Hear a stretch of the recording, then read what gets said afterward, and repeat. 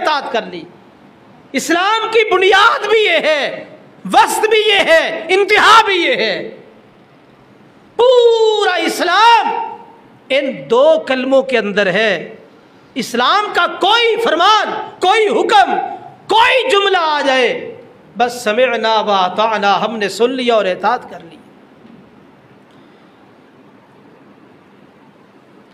قرآن مجید میں اللہ تعالیٰ ایک مقام پہ ارشاد فرماتے ہیں فاتقوا اللہ ما استطعتم واسمعوا واطیعوا وانفقوا خیرا لانفسکم۔ فاتقوا اللہ، اللہ سے ڈر جاؤ، ما استطعتم، جتنی طاقت ہے، جتنی قوت ہے، جتنی ہمت ہے، اللہ کا ڈر پیدا کرو۔ واسمعوا، اور سنو۔ کیا سننا ہے؟ اللہ کا قرآن سنو، نبی کریم صلی اللہ علیہ وسلم کا فرمان سنو۔ سنو، سمعنا۔ آج سننے کے لیے تیار ہی کوئی نہیں۔ آج ہمیں تجارت سے اتنی فرصت ہی نہیں، معیشت کے مسائل اتنے ہیں، ہمیں قرآن حدیث کے لیے فرصت نہیں ہے۔ کون پڑھے گا؟ چند ایک لوگوں پہ ہم نے ایسا اعتماد کر رکھا ہے کہ بس انہی کی ذمہ داری ہے، پڑھے، اور بس خیر و برکت پورے معاشرے میں پھیلتی رہے۔ یہ سننا باقاعدہ اسلام کا ایک نظام ہے۔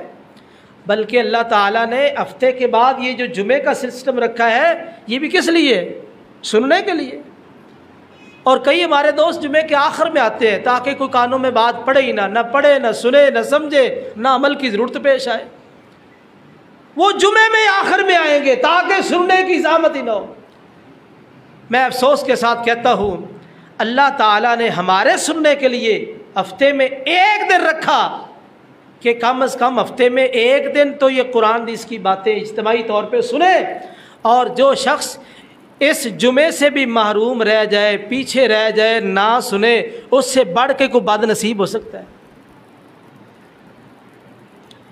ایک افسوس تو اس عوام پہ ہے جو عوام جمعہ پڑھنے کے لیے آتی نہیں، اور اسی طرح جو آتے ہیں آخر میں پہنچتے ہیں تاکہ کوئی بات سنی نہ جائے۔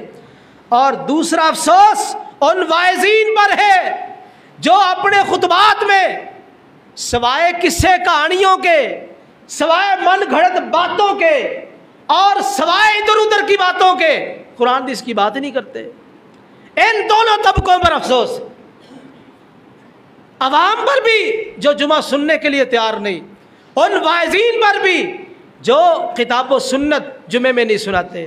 محمد رسول اللہ صلی اللہ علیہ وسلم کا طریقہ یہ تھا، آپ اپنے خطبات میں کثرت کے ساتھ قرآن مجید پڑھا کرتے تھے۔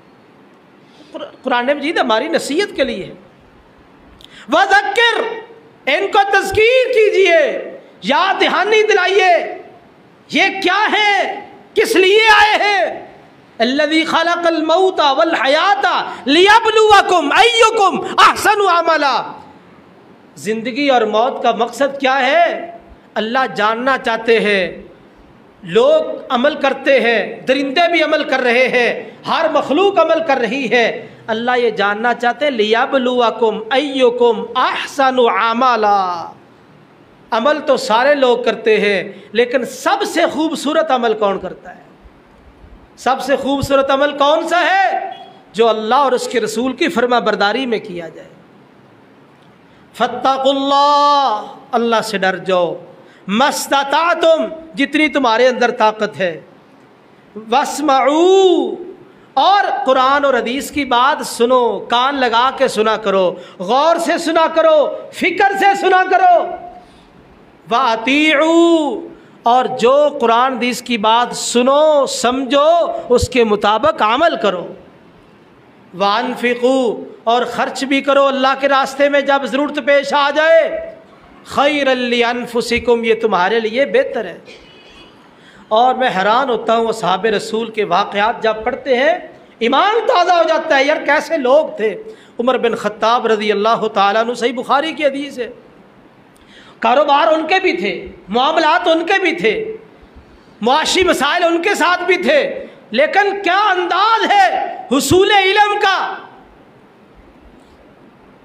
انہوں نے مدینہ سے باہر کچھ زمین ٹھیکے پر لیے، ایک انصاری صحابی کو ساتھ ملایا کہ ہم اکٹھا یہ کام کریں گے، کام تو ایک آدمی کا ہے لیکن ہم دونوں نے کرنا ہے۔ کس لیے؟ سنو، ایسے نہیں صحابہ کے آج تذکرے ہو رہے، صحابہ کی عظمت بیان ہو رہی، چرچے بیان ہو رہے ہیں، وہ چلے گئے، صدیاں بیت گئی، لیکن آج بھی ان کے تذکرے ہوتے ہیں، میری اور تیری آنکھوں سے آنسو بہہ پڑتے ہیں۔ سنیے وہ صحابہ، ان کا کردار کتنا عظیم تھا، قرآن حدیث کی باتیں سننے کے لیے ان کا انداز دیکھیے۔ کہا انصاری صحابی کو، کام تو اکیلے کا ہی ہے لیکن میں تجھے اپنے ساتھ رکھنا چاہتا ہوں۔ کیوں؟ کس وجہ سے؟ آج اپنے کاروبار میں کسی کو ملانے کے لیے ہم تیار نہیں ہوتے، لیکن صحابہ کی سوچ پہ غور کرو۔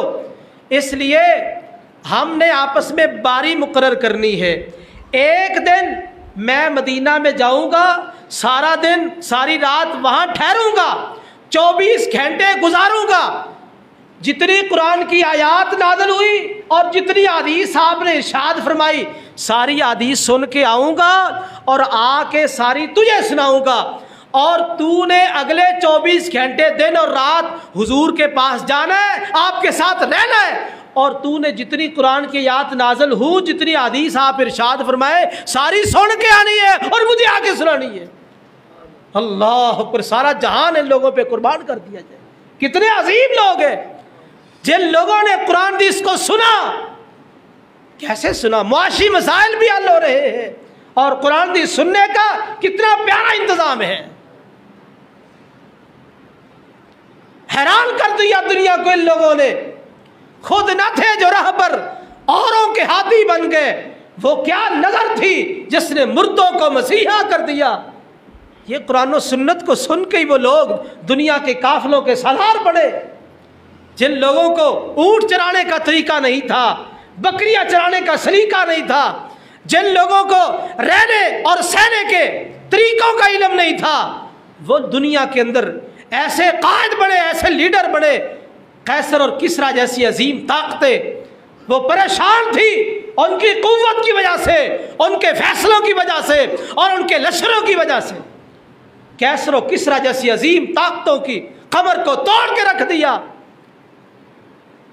دنیا سوچ بھی نہیں سکتی تھی۔ پیچھے کیا تھا؟